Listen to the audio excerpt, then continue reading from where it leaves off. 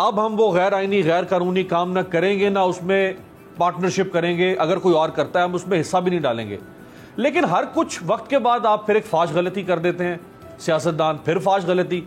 تو مجھ سے کس ٹرسٹ کی یا کوآپریشن کی آپ توقع کر سکتے ہیں؟ ابھی پیپلز پارٹی نے جو کچھ کیا آپ کے ساتھ، یعنی وہ حکومت کے لوگوں کو ساتھ میں لا کے، اور وہ ایک چھوٹے سے عہدے کے لیے ابھی پھر آپ کہیں گے سیاستدان کے نہیں جی ابھی ہم سدھر گئے. تو بھئی آخری دن تک تو آپ سدھر نہیں رہے سر. نہیں دیکھیے، جب تک اسی لیے پی ڈی ایم کے شروع میں یہ بات تھی، سوچ یہی تھی کہ جب پی ڈی ایم بن گئی ہے تو پھر کوئی انتخاب نہیں لڑا جائے گا کسی عہدے کے لیے ہم، کیونکہ جب انتخاب اور عہدے آ جاتے ہیں پھر آپس میں ظاہر ہے ایک عہدے کے لیے ہر پارٹی کا اختلاف ہے اور سوچ ہے کہ ہمیں آنا چاہیے. لیکن کم از کم مسلم لیگ نون نے تو بہت بڑے سبق سیکھے، اور آئی تھنک اس میں وجہ یہی ہے کہ اللہ تعالیٰ کے کرم سے محمد نواز شریف کی صورت میں پاکستان کے سب سے تجربہ کار اس وقت سیاستدان ہمارے پاس موجود ہیں، جو 3 دفعہ وزیر اعظم رہ چکے ہیں، مختلف حالات میں، جب 90 کی دہائی میں مقاسمت تھی تب بھی رہ چکے ہیں، ابھی بھی انہوں نے 5 سال گزارے ہیں. اور یہ سارے جو پاکستان کے حالات ہیں وہ بڑی گہرائی سے ان کا ذاتی تجربہ بھی کر چکے ہیں، انہیں دیکھ بھی سکے ہیں، تمام اداروں سے بات بھی ایکسٹینسولی کر چکے ہیں. تو وہ اسی نتیجے پہ پہنچے ہیں کہ بالآخر جہاں سے ہم نے آغاز کیا تھا وہیں ہمیں واپس جانا پڑے گا کہ پاکستان میں ان کے ساتھ بلندی ہونی چاہیے. اس کے علاوہ اور کوئی طریقہ نہیں ہے اس ملک کو آگے لے کر چلنے کا. اگر ہم اس پر نہیں چلیں گے تو یہ ایشو ہے. اور یہ آپ نے درست کہا کہ ہم سے بار بار غلطیاں ہوئی ہیں، لیکن ہر دفعہ ہم یہ کوشش کرتے ہیں. مثلاً یہ جو 2013 سے 18 مسلم لیگ نون کی حکومت تھی، اس نے یہ جو پچھلے سبق تھے کہ تمام جو الیکٹڈ گورنمنٹس ہیں وہ ناکام ہوتی ہیں. ہم نے وہ غلط ثابت کیا. ہم نے جو وعدہ کیا تھا عوام سے کہ ہم بجلی لے کر آئیں گے، ہم نے بجلی دی. گیس لے کر آئیں گے، گیس دی. امن لے کر آئیں گے، امن دیا. سی پیک لے کر آئیں گے، سی پیک دیا. پورے ملک کو ترقی دی. آئی ایم ایف پروگرام میں ہوتے ہوئے مہنگائی ہر سال کم کی اور اکنامک گروتھ بڑھائی. تو ہم نے اپنے جو ہم قوم سے وعدے کر کے آئے تھے، آج جب لوگ سوچتے ہیں اور حیران ہو جاتے ہیں کہ جس دن مسلم لیگ نون کی حکومت ختم ہوئی اس دن پاکستان میں فوڈ انفلیشن 1% تھی، جو پچھلے 20 ماہ سے 10% سے اوپر مستقل چلی آ رہی. رائٹ سر، آخری 2 سوال. خرم صاحب، حکومت قانون سازی کر رہی ہے کہ چودھری نثار علی خان جنہوں نے حلف نہیں اٹھایا 2.5 سال سے، اور اسحاق ڈار صاحب جنہوں نے تقریباً 3 سال سے سینٹ کا حلف نہیں اٹھایا بطور سینیٹر، ان کو اب ان کی نشستیں خالی ہو جائیں گی اور ان کی جگہ پہ نئے لوگ آئیں گے. تو یہ ٹھیک ہے، ہونا چاہیے ایسا؟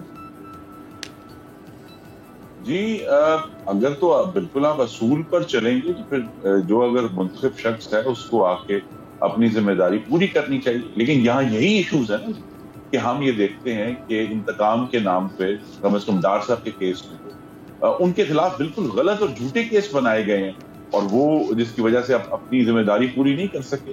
اس کے اوپر بحث ہونی چاہیے پارلیمان میں بھی اور سینٹ میں بھی، اور ہمیں یہ امید ہے کہ انشاءاللہ سینٹ میں ہم اسے ضرور ڈیفیٹ کر پائیں گے. کیونکہ سینٹ میں آپ نے کہا پی ڈی ایم میں اختلافات پیدا ہوئے ہیں، لیکن آپ نے یہ دیکھا کہ جب ابھی پچھلے دنوں ایک اپوزیشن کی طرف سے ایک ریزولوشن آیا مختلف ایشو کے بارے میں، تو آپ نے دیکھا کہ تمام اپوزیشن نے مل کر اس کو کامیاب کرایا اور حکومت کو شکست دی. لیکن کیا یہ مناسب ہے سر ایک تھورو پروفیشنل پولیٹیشین ہوتے ہوئے کہ ایک شخص ایم پی اے بن گیا 2.5 سال سے وہ حلف ہی نہیں اٹھا رہا، یعنی اس کو لگتا ہے کہ یہ عہدہ مرتبہ بہت چھوٹا ہے میرے لیے؟ نہیں، یہ ضرور جہاں براہ راست ووٹر انوالو ہیں وہ ایک کیس فرق، کیونکہ اس کا مطلب یہ ہے کہ جن ووٹروں نے کسی بھی شخص کے اوپر اعتماد کیا اپنے ووٹ کے ساتھ، اس کا کام ہے ان کی نمائندگی. وہ اس حلقے کے ووٹر اپنی نمائندگی سے محروم، تو وہ ایک سیریس معاملہ ہے. یہ آئی تھنک اس میں جو خاص طور پہ الیکٹڈ ڈائریکٹلی الیکٹڈ ریپرزینٹیوز ہیں ان کے کیس پر ضرور بات ہونی چاہیے. رائٹ.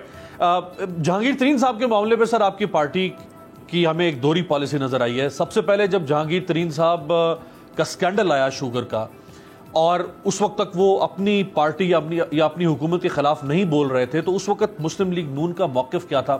جلدی سے دکھائیں. لیکن یہی جہانگیر ترین آج سے ہفتہ پہلے جب اپنی ہی حکومت اور اپنی جماعت کے خلاف بولنا شروع ہوئے پبلکلی، تو مسلم لیگ نون کی سمپتی ساتھ ہو گئی.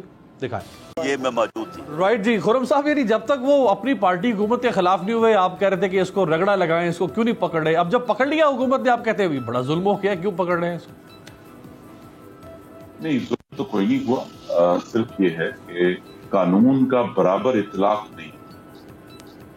ہمیں اب ہم یہ بھی ایک چیلنج ہے تمام منتخب نمائندوں اور سیاسی جماعتوں کے ساتھ کہ ہمیں کوئی منطق اس معاملے میں ڈیولپ کرنی ہے قانون سازی کہ کس کو کس طریقے سے پکڑا جائے. یہاں اس وقت یہ کہ ایک رینڈم ہے کہ جب بھی وزیر اعظم کا موڈ کسی شخص کے بارے میں خراب ہوگا کہ جی یہ خواجہ آصف کو نہیں پکڑا, بلا کر وہ پکڑ لیں گے. وہ خواجہ آصف صاحب جو ہیں انہیں اب 4 مہینے ہو گئے ہیں وہ جیل میں, شہباز شریف کو 5 مہینے ہو گئے ہیں وہ جیل میں ہیں, یا اس سے پہلے شاہد خاقان عباسی. اب اس وقت جو ہے اگر عمران خان صاحب کا موڈ جو ہے وہ جہانگیر ترین صاحب پر آ گیا ہے, تو یہ جو پوری پکڑنے کی اور کیسز کرنے کا جو معاملہ ہے اس کی جو طریقہ کار ہے وہ صاف اور شفاف ہونا چاہیے کہ بھئی یہ کرائیٹیریا جس کے تحت ہم نے پکڑا ہے اور ہم اس کے اوپر یہ والے کیس کریں گے. یہاں ایک بالکل رینڈم طریقہ کار ہے. آج مجھے آپ کی جو ہے شکل اچھی نہیں لگ رہی تو میں نے کہا جی اس کو پکڑ لو, کل میرے جیسے شخص پہ کوئی الزام آ جائے گا اس کو پکڑ لو. یہ جو ایک بالکل ہی غیر شفاف طریقہ ہے جو کہ اصل میں بغض اور انتقام کے اوپر قائم ہے, یہ غلط ہے. دوسرا یہ ہے کہ ایک پاکستان کے منتخب نمائندہ ہونے کے ناطے میرا یہ بھی سوال ہے عمران خان سے کہ جناب آپ ضرور پکڑیں لوگوں کو, آپ رپورٹیں بھی بنوائیں, لیکن چینی کی قیمت تو کم نہیں ہوئی نا. آپ نے ایف آئی اے سے رپورٹ بنوائی فرانزک کمیشن میں, چینی آج بھی اگر گجرانوالہ شہر میں 110 روپے بک رہی ہے تو جو عام شہری ہے وہ یہ پوچھتا ہے کہ مجھے ان رپورٹوں کا, مجھے گرفتاریوں کا, مجھے کیسوں کا کیا فائدہ ہے. اور اس کو پھر یہ بھی عمران خان صاحب نوید سنا رہے ہیں کہ یہ میں تو جمہوری نظام سے مایوس ہو گیا, مجھے تو انقلاب فرانس چاہیے, مجھے انقلاب ایران چاہیے, مجھے تو وینزویلا چاہیے. تو یہ ایک بڑی سخت پریشانی والی بات ہے کہ نہ صرف معاشی طور پر ابتری ہے بلکہ عمران خان صاحب سیاسی ابتری کی نوید بھی دے رہے ہیں. سبسکرائب کریں اور بیل دبائیں تاکہ کوئی خبر رہ نہ جائے.